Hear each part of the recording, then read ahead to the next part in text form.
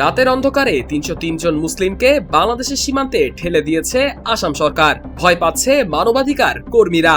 এই ধারা চললে বহু ভারতীয় নাগরিকই বাংলাদেশি হয়ে যাবে নিজের অজান্তেই।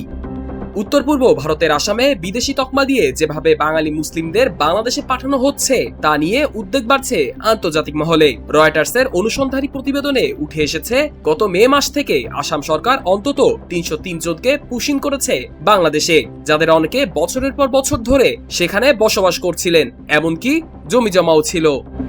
মানবাধিকার সংগঠনগুলোর অভিযোগ, ভাষা আর ধর্মীয় পরিচয়ের ভিত্তিতে এই নিরীহ মানুষদের টার্গেট করা হচ্ছে। বহু পরিবারকে ভুয়া কাগজপত্রের দোহাই দিয়ে বিদেশি ঘোষণা করা হচ্ছে, অথচ তারা এতটাই দরিদ্র যে উচ্চ আদালতে লড়াই করার সুযোগও তাদের নেই। এমনকি আসামের মুখ্যমন্ত্রী হিমন্ত বিশ্ব শর্মা স্বয়ং বিধানসভায় জানিয়েছেন, এই বিদেশি বিতাড়ন আরও জোরদার করা হবে। সুপ্রিম কোর্টের চাপও আছে বলে দাবি তার।